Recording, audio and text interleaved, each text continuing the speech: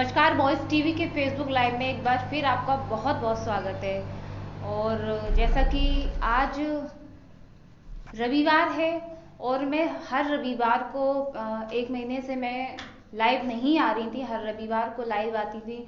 और फिरोज़ाबाद की जो अर्थव्यवस्था से संबंधित जो समस्याएं थी या लोग सबसे ज़्यादा टैक्स से परेशान रहते थे, जीएसटी जैसे टैक्स और भी तमाम ऐसे लोगों के लिए परेशानियां थी। लोग इस चीज के बारे में नहीं जान पाते थे, किससे सलाह लें, किससे गाइड करें, लोग नहीं समझ पाते थे।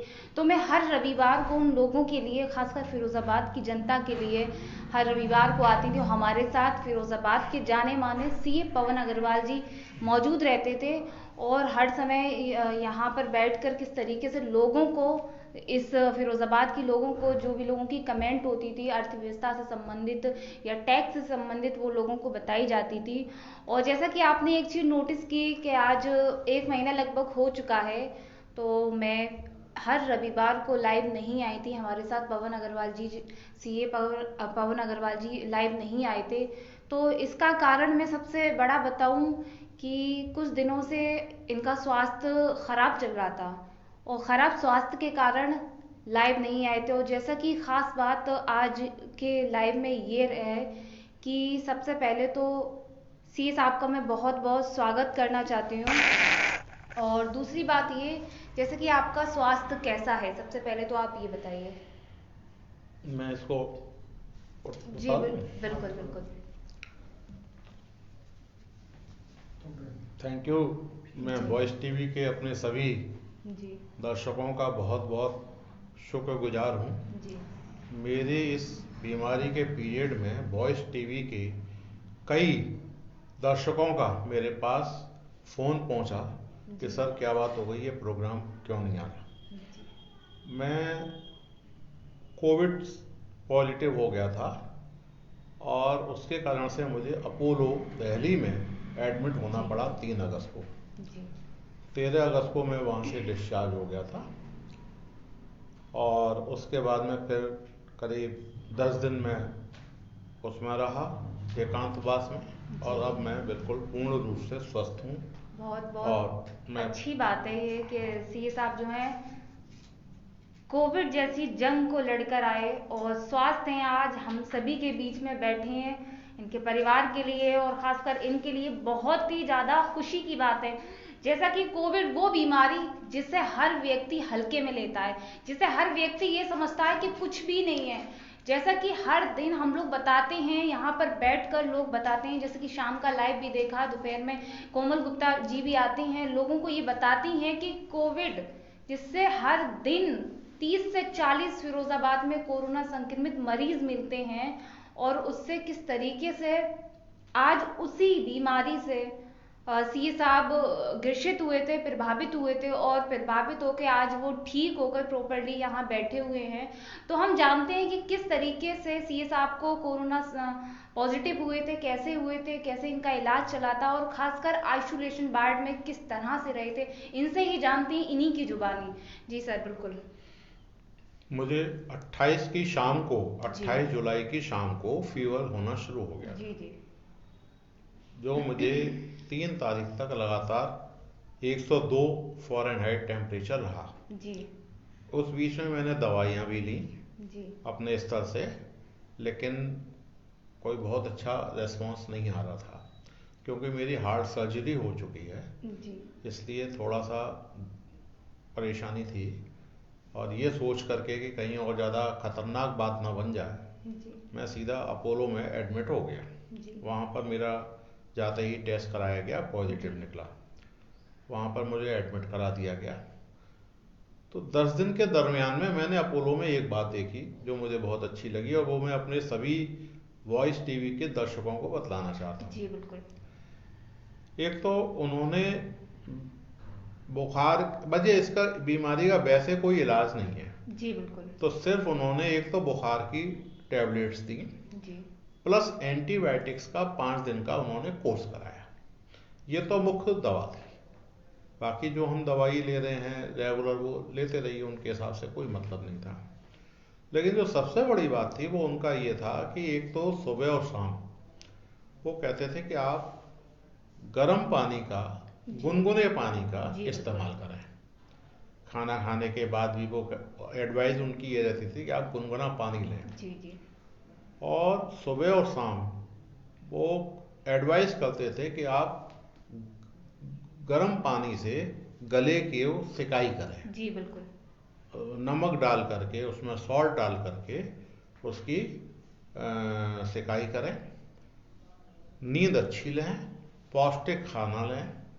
ये, और उनका एक और बहुत बड़ी एडवाइस ये थी कि बोले दिमाग से ये परेशानी निकाल दें कि हम बीमार हैं। जी बिल्कुल। उनका सामान्य सी बात ये थी, डॉक्टरों का कहना ये था, देखिए ये सामान्य बुखार है, क्योंकि ये किसी कारणों से खतरनाक हो गया है, जी इसलिए हम इसका कर रहे हैं। दिमाग में टेंशन रखने की, परेशान होने की कोई ज़रूरत नहीं।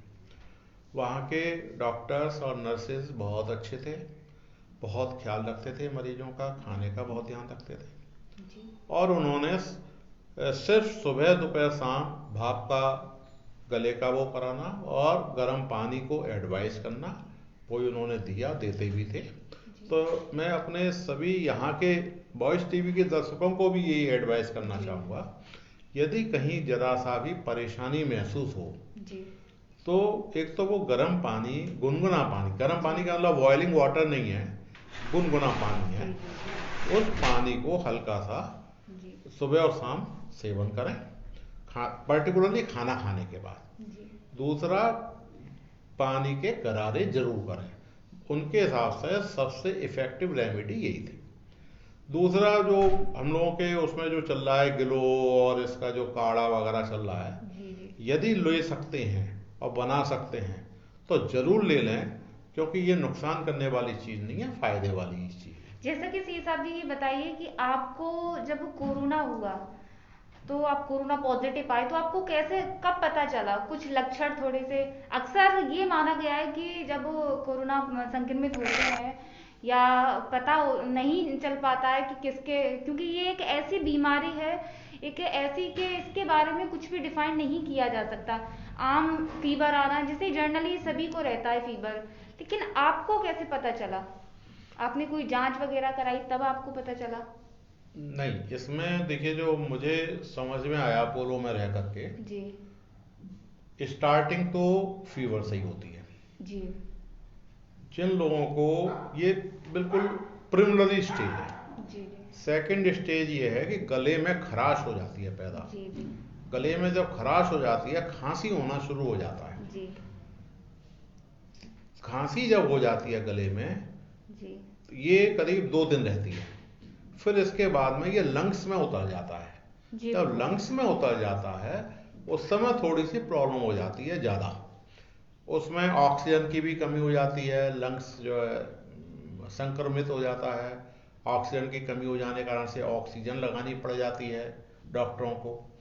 तो हमको प्रिलिमिनरी स्टेज पर ही, क्योंकि ये फर्स्ट 2 स्टेज प्राय आते हैं, जो वहाँ डॉक्टरों का अनुमान था जी जी कि एक तो फीवर जरूर आएगा, सेकेंडली आपको खांसी जरूर होगी, इन दोनों में से कोई एक लक्षण जरूर होगा, ऐसा उनका कहना है। और लंग्स की ये बाद की स्टेज है। तो पहले ही दोनों जो भी यदि लक्षण कहीं दिखाई देते हैं तो हमको उसी समय सावधानी बरतना तुरंत शुरू कर देना चाहिए। और सफाई बहुत चाहिए, इसमें सफाई बहुत साफ सुथरा होना चाहिए। अक्सर जैसे कि आपने अपने आइसोलेशन वार्ड में आप रहे तो कहीं ना कहीं थोड़ा उस समय कैसा लग रहा था आपको? लोग कोरोना से थोड़ा डर भी रहे हैं जैसे कि, और कहीं आपके मन में कुछ थोड़ा सा डर, ऐसा कुछ स्थिति बनी थी आपकी?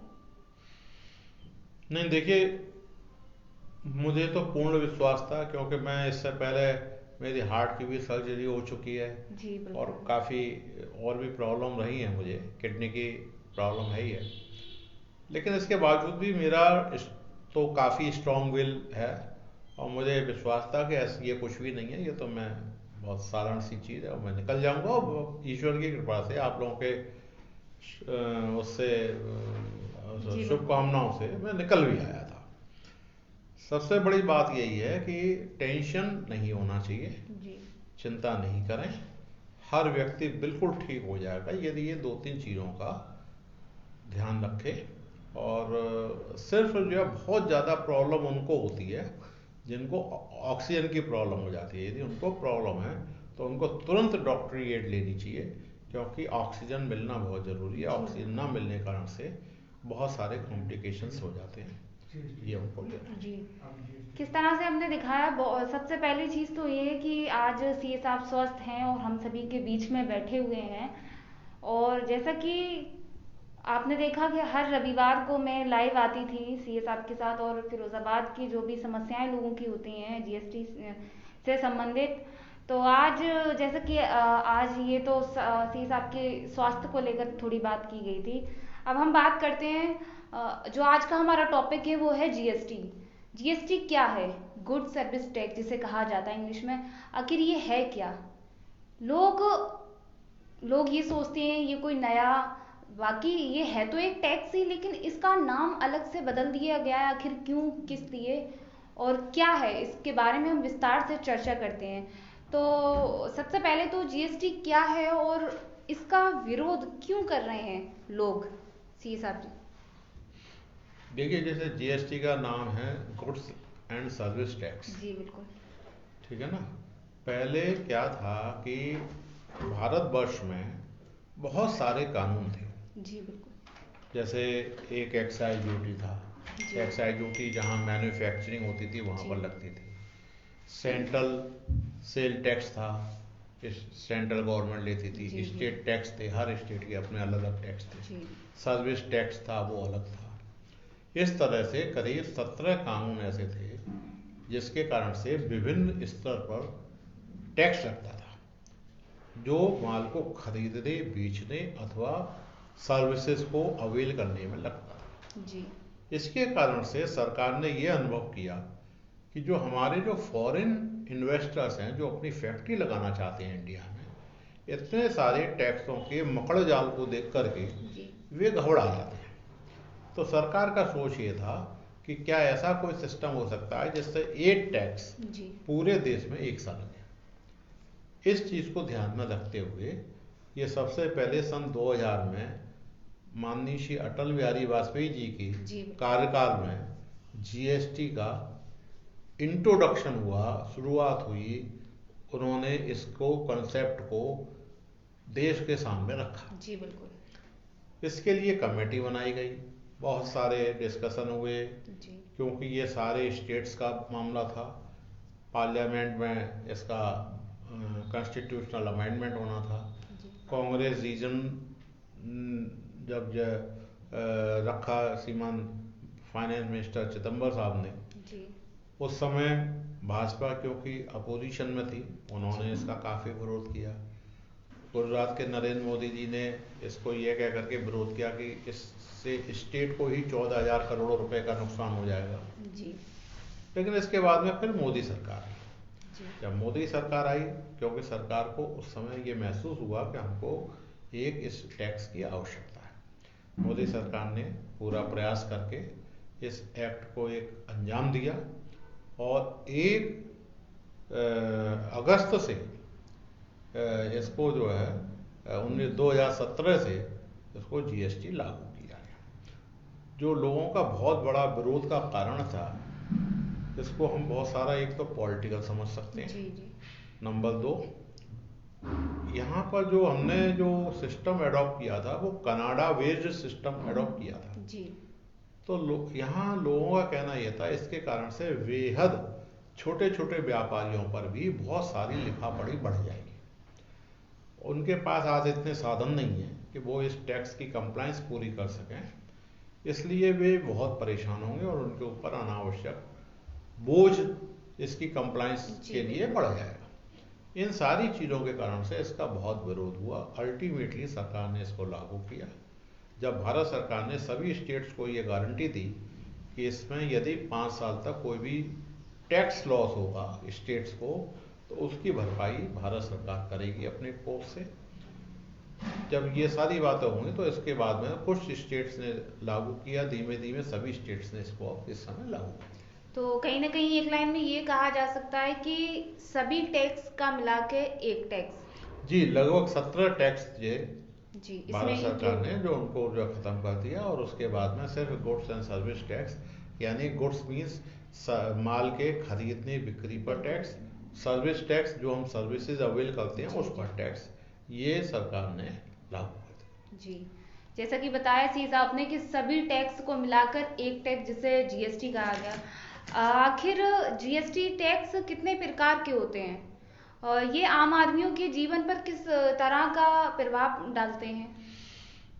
जी, ये GST tax basically indirect tax है। जी बिल्कुल। इनडायरेक्ट टैक्स का मतलब ये है कि सरकार अप्रत्यक्ष रूप से लोगों से टैक्स वसूल करती है। जी अब ये इसको हम इस उदाहरण से समझ सकते हैं, जैसे हम बिजली खर्च करते हैं, जी बिजली का बिल आता है, अब सरकार ने बिजली के ऊपर जीएसटी लगा दिया, तो हमने तो बिल पेमेंट करना है एक कंज्यूमर को, उसने पे कर दिया, लेकिन इनडायरेक्टली सरकार ने उसका टैक्स वसूल कर लिया कंज्यूमर से, जी इसीलिए ये इनडायरेक्ट टैक्स कहलाता है।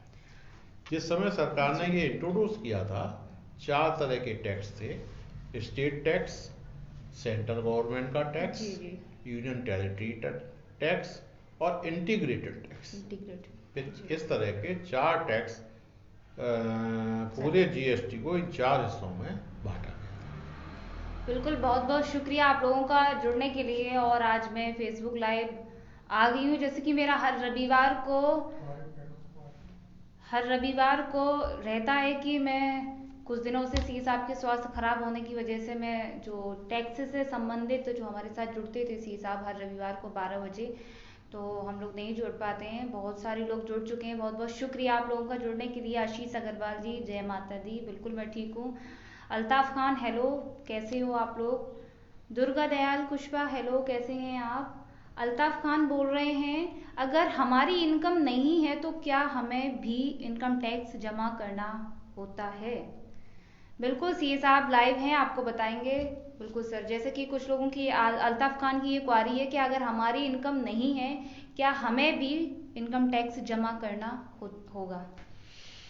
देखिए, इनकम टैक्स, हालांकि ये जीएसटी से अलग हट करके जी है, इनकम टैक्स का है। जी इनकम टैक्स में यदि आपका कहीं पर टैक्स कटा है, जी तो एक तो उसकी रिफंड के लिए, चाहे आपकी इनकम हो या नहीं हो, जब आप रिटर्न भरेंगे तभी आपको वापसी मिलेगी। तो एक तो उस केसेस में जहाँ टैक्स कटा है किसी कारण से, जी तो आपको रिटर्न भरना जरूरी है। दूसरी बात, जी आपकी यदि टैक्सेबल लिमिट जैसे इस वर्ष के लिए 5 लाख रुपए तक की है, यदि 5 लाख रुपए से आपकी टोटल टैक्सेबल इनकम कम है, तो आपको रिटर्न भरने की आवश्यकता नहीं है, ऐसा एक्ट कहता है। लेकिन फिर भी एडवाइजेबल ये है कि यदि कोई व्यक्ति भर रहा है जी तो उसको अपना रिटर्न कंटिन्यू रखना चाहिए। कारण क्या है, अब इसका मैं जी इनडायरेक्ट बिल्कुल बता देता हूँ। जैसे आप कहीं पर बैंक में सहायता के लिए में जाते हैं, आप चाहते हैं लोन मिले, जी बिल्कुल तो बैंक के पास ऐसा कोई साधन नहीं है ये जानने के लिए कि आपकी आर्थिक स्थिति कैसी है, यदि आप रिटर्न नहीं भरते हैं तो। जी बिल्कुल ठीक है ना? जब तक आप बैंक को ये नहीं मालूम होगा, बैंक लोन नहीं देगी।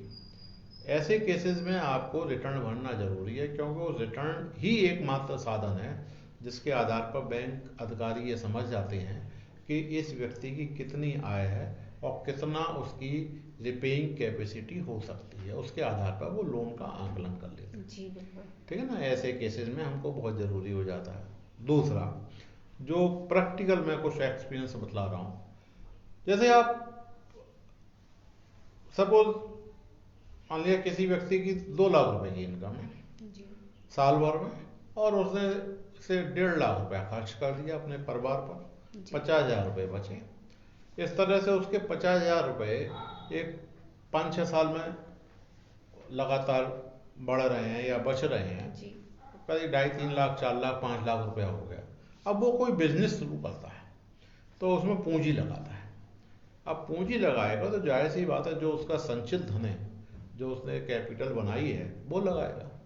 तो जिस समय जब पहला वो पैसा लगाता है, तो प्राय डिपार्टमेंट, इनकम टैक्स डिपार्टमेंट की ओर से ये क्वेरी आ जाती है, ये पैसा आपका कहाँ से आया? जी तो उस समय एक्सप्लेन करना बड़ा मुश्किल हो जाता है कि ये पैसा कहाँ से आया।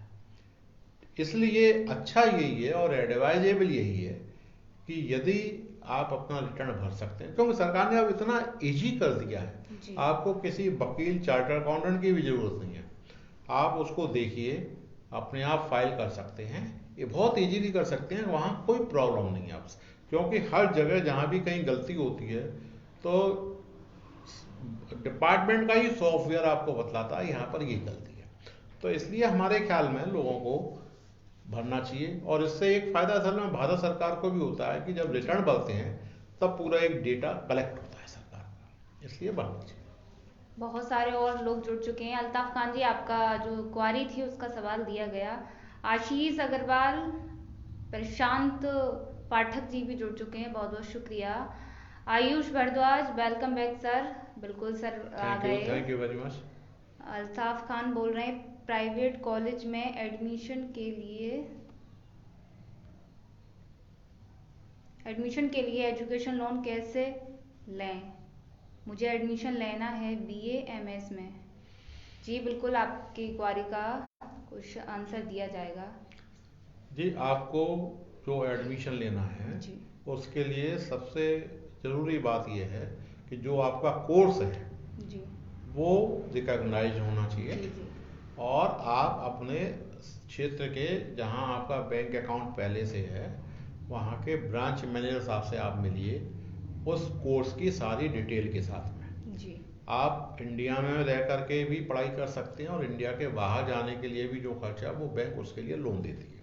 जी और इस बैंक के लोन की सबसे खूबसूरती ये है कि ये जो आपका रिपेमेंट है आपको ड्यूरिंग द पीरियड नहीं करना, जब आपकी पढ़ाई खत्म हो जाने के बाद में जब आपकी सर्विस लग जाएगी जी बिल्कुल। उस समय उसका रिपेमेंट शुरू होता है।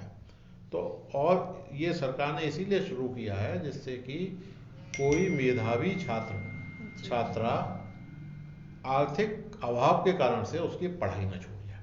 तो यदि ऐसा कहीं पर है तो आप बैंकों में बैंक अधिकारियों से संपर्क करिए। एजुकेशनल लोन, दूसरा एक और बात है, यदि आपको मतलब बैंक अधिकारी जवाब नहीं देते जी हैं जी तो उस बैंक की वेबसाइट पर जाइए।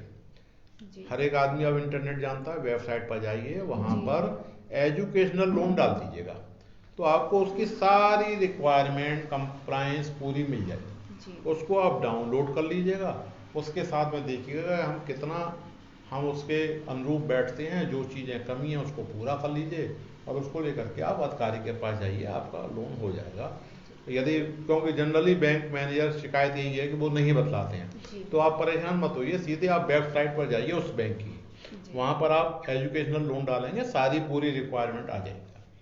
जी बिल्कुल, बहुत बहुत शुक्रिया अल्ताफ खान जी। जैसा कि आपका जो सवाल था उसका जवाब दिया गया। और बाकी कृष्णा गुप्ता जी, देखिए आपकी समस्या से मैंने आपकी समस्या को संज्ञान में लिया है और मैं जाऊंगी और देखूंगी वहाँ जाके। बहुत बहुत शुक्रिया। हामिद मिर्जा जी जुड़ चुके हैं हमारे साथ, और भी ऐसे काफ़ी लोग हैं। देखिए मैं वॉइस टीवी के लाइव में हूँ और मैं आपसे, जैसा कि हर रविवार को हम लोग लाइव करते थे, और फिरोजाबाद में जो लोग टैक्स से संबंधित या लोगों की कोई भी लोन से संबंधित या जीएसटी या फिर किसी भी तरीके की अर्थव्यवस्था से संबंधित कोई भी क्वारी थी तो हर रविवार को मैं आती थी और सीए साहब हमारे साथ डिस्कस करते थे और लोगों की जो भी क्वारी थी हम उसका जवाब दे देते। तो आज फिर अब जैसे कि सीए साहब का स्वास्थ्य ठीक हो चुका है तो हर रविवार को ठीक 12 बजे हम फिर आए करेंगे। और काफ़ी लोगों से मैं बात कर रही हूँ और कुछ लोगों को पता नहीं है, नए लोग जुड़ रहे हैं। बिल्कुल उठाया जाएगा, इस मुद्दे को उठाया जाएगा, आप परेशान मत होइए। आयुष भारद्वाज जी बोल रहे हैं जीएसटी में रेगुलर और कंपोजिशन में क्या अंतर है? जी बिल्कुल बताया जाएगा। जीएसटी में रेगुलर और कंपोजिशन में क्या अंतर है सी साहब जी? सरकार ने जी जब इस बात का विरोध हुआ कि सभी व्यापारियों के ऊपर इस टैक्स की कंप्लायंस का बहुत बोझ बढ़ जाएगा, जी जी तो सरकार ने उन व्यापारियों के लिए जिनकी 1,50,00,000 तक की सालाना बिक्री है जी बिल्कुल उनके लिए एक ऑप्शन दिया कि आप कंपोजिशन स्कीम का फायदा उठा लें। उसमें उन्होंने, सरकार ने ये कहा कि जो ऐसे डीलर जो कंपोजिशन स्कीम का फ़ायदा उठाएंगे उनको कहीं पर 1%, कहीं पर 5% है टैक्स देना पड़ेगा, वो देंगे। उनको सिर्फ क्वार्टरली रिटर्न भरना पड़ेगा जी। यानी 3 महीने में एक बार। पहले वो GSTR 4 के नाम से आता था, अब CMP 08 करके है, वो रिटर्न भरना पड़ेगा, नंबर 1 जी। उसमें उन्होंने ये कहा था कि सिर्फ आपको सेल की डिटेल देनी है, सेल की आप डिटेल दे दीजिएगा, उस पर आप अपना टैक्स भर दीजिएगा, क्वार्टरली भर दीजिएगा। अब व्यापारी को अपने अकाउंट्स मेंटेन करने की आवश्यकता नहीं है। जी। जो रेगुलर वाले हैं उनके लिए हर महीने भरना पड़ता है, उनके लिए पूरे रिकॉर्ड्स मेंटेन करना जरूरी है, ठीक है ना। अब दोनों में बेसिकली डिफरेंस ये है कि जो कंपोजिशन वाला व्यापारी है वो जो अपनी खरीद पर टैक्स दे आया है उसका बेनिफिट उसको नहीं मिलेगा जी। जबकि रेगुलर वाला जो अपना टैक्स दे आया है वो आगे जो उसको टैक्स देना है अपनी सेल पर, उसमें से जो दे आया है उसको घटा करके जो नेट अमाउंट है वो पे करेगा। जी। तो बेसिकली जिन व्यापारियों को अपनी जो टैक्स दे करके आए हैं उसका बेनिफिट लेना, उनको रेगुलर में ही बनना जाना पड़ेगा। और जो बहुत छोटे व्यापारी हैं जिनको बहुत ज़्यादा टैक्स की जो दे आए हैं उसकी प्रॉब्लम नहीं है, तो उनको वो कंपोजिशन स्कीम में अपना रजिस्ट्रेशन करना। बिल्कुल, जैसा कि बिल्कुल बताया जाएगा। आपकी कोई भी क्वारी, जैसे कि हम लोग 12 बजे लाइव आए, तो मेरा खासकर जो आज का कार्यक्रम जो शो रहता है वो सिर्फ और सिर्फ टैक्स, लोगों की समस्याएं, लोन से संबंधित, लोग अर्थव्यवस्था से किस तरीके से उठें। आपने देखा कोरोना काल में लोग बहुत ज़्यादा बाहरी लोगों पर प्रभाव पड़ा इस चीज़ का, तो लोग किस तरीके से अब दोबारा से अपना बिजनेस को संवारें, किस तरीके से उठें, तो इस पर हम लोग चर्चा करते हैं। और खासकर जो आज का टॉपिक है वो GST है। तो ज़्यादातर मैं लोगों से यही कहूँगी कि आप GST से संबंधित ही कोई भी क्वारी, क्वेश्चंस को कोई भी सवाल हो तो पूछें। सी साहब अभी हमारे साथ लाइव हैं यहाँ, और मैं आपका कोई भी सवाल डायरेक्ट सी साहब से पूछूंगी, आप तक इसका जवाब दिया जाएगा घर बैठे, बिल्कुल। और मेरा जो अगला दूसरा सवाल है सी साहब, जैसे कि GST में किन किन लोगों को रजिस्ट्रेशन कराना अनिवार्य होता है? जी, ये बहुत अच्छा प्रश्न है क्योंकि यही लोगों को बहुत ज़्यादा परेशान करता है। देखिए, 31 मार्च 2019 तक सरकार ने जनरल 20 लाख रुपए की लिमिट रखी थी जी।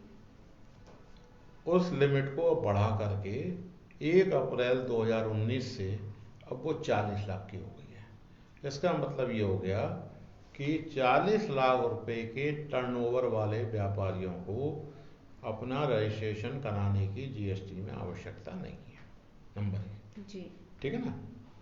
ये कुछ स्पेसिफाइड स्टेट्स के लिए सरकार ने ये लिमिट 20 लाख रखी है, जो कि पहले ये 10 लाख थी। यानी 10 लाख की जो लिमिट थी वो 31 मार्च 19 तक थी, और 1 अप्रैल 2019 से वो 10 लाख की लिमिट 20 लाख कर दी गई। ये तो हो गई एक जनरल बात, ये थ्रेशोल्ड लिमिट जिसको कहते हैं हम।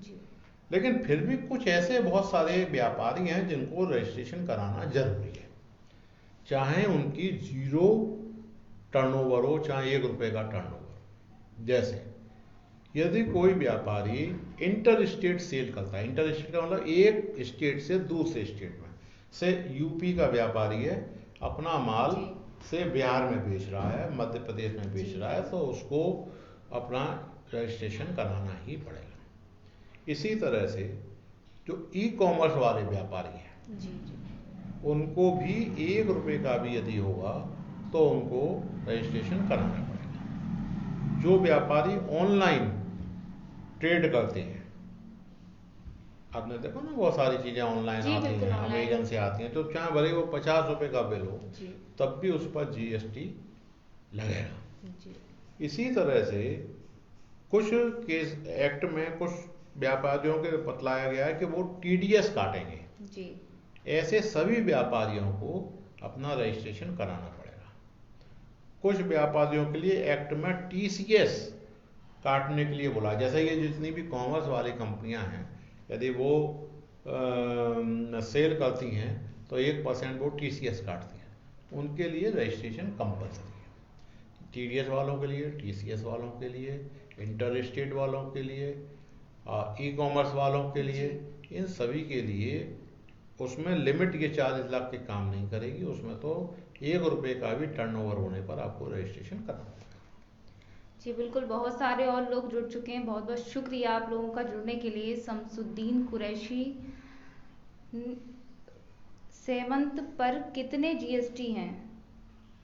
जी मैं समझा नहीं। आपका सवाल थोड़ा मैं भी नहीं समझ पा रही हूँ, थोड़ा दोबारा से आप इस सवाल को। उनका रेट से मतलब तो नहीं है? रेट कितने प्रकार के हैं जीएसटी के? मैं नहीं समझ पा रही हूँ किस तरीके का। थोड़ा आप लोग इस तरीके की भाषा शैली का प्रयोग किया कीजिए जैसे कि सीमंत पर कितना जीएसटी, कितने जीएसटी हैं। समझ में क्वेश्चन नहीं समझ आ रहा। देखिए मुझे तो आंसर नहीं आ रहा, मैं तो सीए साहब नहीं हूँ, सीए साहब को भी समझ नहीं आ रहा। तो शमसुद्दीन जी प्लीज दोबारा से आप अपना ये सवाल सही तरीके से लिख कर भेजें, आपका सवाल का जवाब दिया जाएगा। अगला सवाल सीए साहब, जीएसटी में टैक्स की जो दरें हैं वो कैसे और कितनी हैं? देखिए जीएसटी में अभी इस समय वर्तमान में जी एक तो एग्जेम्प्टेड कैटेगरी, जी जी बिल्कुल, वो एग्जेम्प्टेड कैटेगरी जिस पर सरकार टैक्स नहीं लेती। जी जैसे मिसाल के तौर पर अपने यहाँ की फरीदाबाद की चूड़ियाँ, जी बिल्कुल, ये एग्जेम्प्टेड कैटेगरी में, हाँ इस पर कोई टैक्स नहीं है, ठीक है ना। इसी तरह से आटा हुआ या मिल्क हुआ, ये इस तरह की कुछ जो आइटम है जो इसेंशियल हैं आदमी के सर्वाइवल के लिए, वो एग्जेम्प्टेड है। एक जीरो टैक्स है। टैक्स तो है, सरकार ने उस पर कोई टैक्स डिफाइन नहीं किया है, तो 0% टैक्स है जी उससे थोड़ी सी चीज और हम आगे बढ़ते हैं तो 5% टैक्स है। जैसे दवाइयाँ जितनी भी हैं जी वे सभी 5% की कैटेगरी में आती हैं। जी उससे और आगे बढ़े तो 12% टैक्स है। यानी जो इसेंशियल तो हैं लेकिन हमारे लिए जरूरी भी हैं और नहीं भी हैं, जी बिल्कुल, इस तरह की चीज़ों को सरकार ने 12% टैक्स में कैटेगराइज किया हुआ है।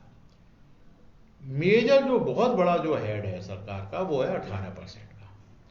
18% में सारी सर्विसेज आती हैं और 18% में जितने भी लग्जीरियस आइटम हैं जी वे सभी आते हैं। इसके बाद में एक स्लैब है 28% का। जी जैसे जो ये उन लोगों के लिए जो बिल्कुल विलासिता की चीज़ें हैं, जी जैसे कार खरीदना। अब कार खरीदना हर एक व्यक्ति के लिए अनिवार्य तो नहीं है, बिल्कुल नहीं। तो जिसके जो पैसा है और सरकार जानती है कि ये अफोर्ड कर सकते हैं, तो ऐसे लोगों के लिए उन्होंने 28% का स्लैब लगाया।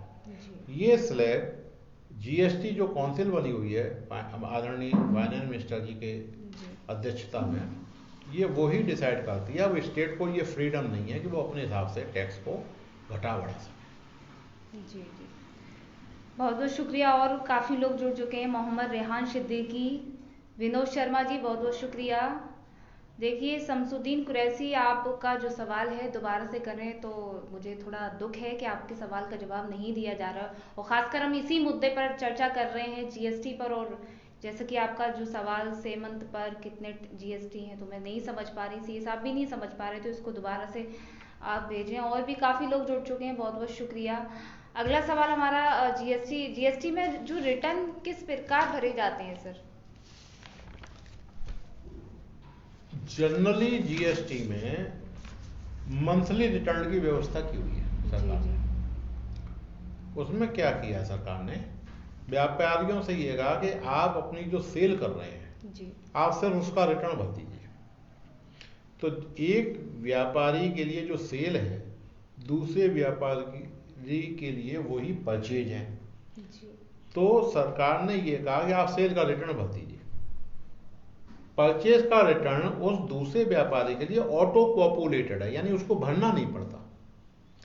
जो जिन रजिस्टर्ड व्यापारियों से उसने माल खरीदा है वही उसके रिटर्न में, परचेज वाले रिटर्न में वो अपने आप रिफ्लेक्ट हो जाते हैं। तो यानी एक तरह से एक ही रिटर्न है, लेकिन वेरीफाई करना पड़ता है कि हमारी सारी परचेज जो हमने की हुई हैं वो आ गई कि नहीं। अब उसमें बहुत सारी असुविधाएं भी होती हैं, जैसे किसी व्यक्ति ने सेल का अपना रिटर्न ही नहीं भरा, अब क्या करे वो बेचारा। जी जी जी। या उसने भरा तो वो बहुत लेट भरा, जो उसको टाइम से भरना चाहिए था नहीं भरा उसने। जी जी। तो ऐसी कुछ अभी प्रैक्टिकल समस्याएं हैं जो चल रही हैं, और इस पर जीएसटी काउंसिल लगातार उस पर विचार कर रही है। लेकिन वैसे यदि देखा जाए तो करीब करीब 15-16 रिटर्न हैं जो कि प्रिस्क्राइब किए हुए हैं, लेकिन जो आम रोजमर्रा के उसमें 3 या 4 रिटर्न ही हैं जो प्राय व्यापारी को काम में आते हैं। जी, जैसा कि और भी काफी लोग जुड़ चुके हैं, बहुत बहुत शुक्रिया। अभिषेक कुमार जी ये बोल रहे हैं, वो सीमेंट लिखा है मैम। हाँ बिल्कुल, तो क्या लिखा था? सीमेंट पर कितना टैक्स है? सीमेंट पर कितने जीएसटी हैं? जी 28% उस पर जीएसटी। जी बिल्कुल, आपका जो सवाल था किसी और ने जवाब दिया। और भी काफी लोग जुड़ चुके हैं। भूमि जैन, बहुत बहुत शुक्रिया भूमि जैन जुड़ने के लिए हमसे। अभिषेक, आई थिंक वो सीमेंट, जी जी बिल्कुल। कार पर जीएसटी रिटर्न हो सकते हैं? नहीं नहीं बिल्कुल, कार पर नहीं होगा, क्योंकि ये प्लांट एंड मशीनरी की डेफिनेशन में कार जी नहीं आती। जी। जैसे कि आज का जो हमारा सवाल, जो हमारा टॉपिक था वो जीएसटी था, और मेरा आखिरी सवाल आपसे सीए साहब ये रहेगा कि आखिर हम लोगों को, खासकर इतने लोग एजुकेट नहीं है, एजुकेट या फिर लोगों को पता नहीं क्या लगता, लोग समझ ही नहीं पाते कि जीएसटी है क्या। तो आम भाषा शैली में, आम तरीके से हम लोगों की भाषा के तरीके से लोगों को किस तरह से जीएसटी की परिभाषा समझाएंगे? देखिए, ये समस्या असल में कंज्यूमर के लिए नहीं है, ये समस्या जो कुछ भी है वो है ट्रेडर के लिए, जी जी, या जो सेलर है उसके लिए, ठीक है ना। जैसे कंज्यूमर में हूँ, मैं बिजली का बिल अदा करता हूँ, मेरे ऊपर जीएसटी लग गया, मैंने तो बिजली का बिल पे कर दिया। टेलीफोन का बिल है, मैंने पे कर दिया, तो मैं कंज्यूमर हूँ, मेरे लिए कोई समस्या नहीं है। जी। समस्या आती है जो ट्रेडर है। ट्रेडर के लिए अभी, क्योंकि ये नया एक्ट है, समय समय पर संशोधन हो रहे हैं, जो भी परेशानियां आती हैं, जब सरकार को इसके बारे में बताया जाता है तो जीएसटी काउंसिल अपनी जब बैठती है तो उन परेशानियों पर विचार करके उसमें नए नए संशोधन करती है।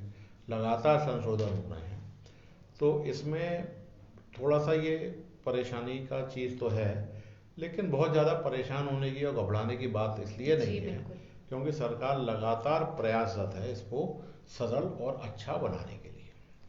जी बिल्कुल, बहुत बहुत शुक्रिया और लोगों का जुड़ने के लिए। जैसे कि कुछ लोगों को पता नहीं था कि हम लोग 12 बजे, हर रविवार को 12 बजे लाइव आते हैं, और सीए साहब मेरे साथ लाइव आते हैं। किस तरीके से जो जीएसटी से संबंधित, टैक्स से संबंधित या किसी भी इकोनॉमिक से संबंधित लोगों की जो भी समस्याएं होती हैं, उसका हम लोग यहाँ बैठकर लोगों का जो भी क्वारी होती है लोगों को बताते हैं हर टॉपिक पे। जैसे कि जीएसटी और भी टैक्स होते हैं, रिटर्न होते हैं, इन पिछले वॉइस टीवी के रिकॉर्डेड वीडियो हैं लाइव के, आप देख सकते हैं। पिछले जो भी हमने टैक्स से संबंधित बात की, रिटर्न से संबंधित बात की, और भी तमाम ऐसे टॉपिक हैं जो हमने जिन पर चर्चा की है, जिनको नहीं अगली पता। बार हम लोग चाहें तो रजिस्ट्रेशन के ऊपर बात कर सकते हैं इसमें। जी बिल्कुल, जैसे कि अब मैं अभी तो ये जो टॉपिक है हमारा अभी यहीं समाप्त करती हूँ मैं।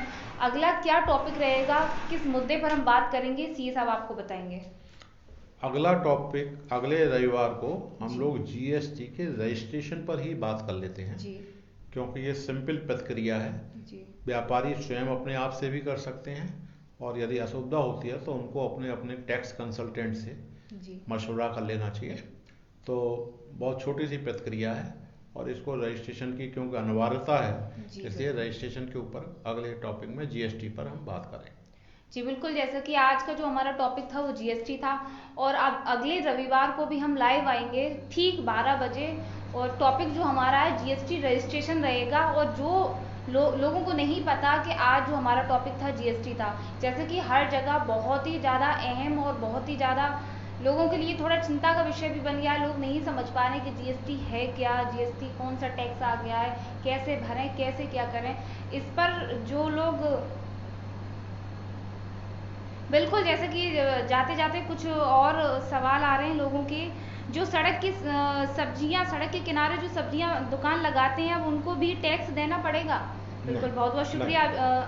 नहीं, बिल्कुल नहीं, क्योंकि वो थ्रेशोल्ड लिमिट से बहुत नीचे है। जी, और भी कुछ लोग जुड़ चुके हैं। शमसुद्दीन जी बोले ई वे क्यों बिल बना क्यों ज़रूरी है ई वे बिल? ई वे बिल का हम लोग जब अगले उसमें वीक में रजिस्ट्रेशन की बात करेंगे जी उस समय कर लेंगे, क्योंकि ई वे थोड़ा सा जी बिल्कुल लेंदी है बिल्कुल। और इसमें हमको काफ़ी चीज़ें बतलानी है क्यों ज़रूरी है। जी तो बिल्कुल। हम इसको रजिस्ट्रेशन प्लस ई वे दोनों ले लें। जी बिल्कुल, जैसा कि मैं आपको हमेशा बताती हूँ, आधी अधूरी जानकारी नहीं दी जाती वॉइस टीवी के लाइव में। और तनिष तोमर जी भी जुड़ चुके हैं, बहुत बहुत शुक्रिया तनिष जी। और जैसा कि आज का जो मेरा टॉपिक था वो जीएसटी से संबंधित था। अगले रविवार को ठीक 12 बजे मैं फिर लाइव आऊँगी, और जीएसटी रजिस्ट्रेशन का किस तरीके से टॉपिक हम लोग फिर दोबारा से चर्चा करेंगे। और जो लोग इस लाइव में नहीं अपनी क्वारी नहीं कर पाए तो प्लीज़ तैयारी से बैठिएगा। जो भी लोगों की समस्या है टैक्स से संबंधित, रिटर्न से संबंधित, लोन से संबंधित या फिर जीएसटी से संबंधित, मुझसे पूछिए। मैं डायरेक्ट सीए साहब से आपके सवाल करूँगी, और आप घर बैठे या कहीं भी बैठे आप अपने सवालों के जवाब ऑनलाइन ले सकते हैं। और जैसा कि फिर से मैं कहूँगी, सीए साहब ठीक होकर, स्वस्थ होकर आ चुके हैं। बहुत बहुत बहुत शुक्रिया। बहुत धन्यवाद, मैं बिल्कुल आपकी शुभकामनाओं के लिए और आपके प्यार के लिए। जी, तो इजाज़त दीजिए, फिर मिलते हैं रविवार को। और बहुत बहुत शुक्रिया सीए साहब लाइव आने के लिए। और मैं ईश्वर से यही प्रार्थना करूँगी आप आगे भी स्वस्थ रहें। बिल्कुल। और जैसे हमारा ये टॉपिक ख़त्म हुआ जीएसटी का, फिर मिलते हैं रविवार को ठीक 12 बजे। देखते रहिए वॉइस टीवी। इजाज़त दीजिए।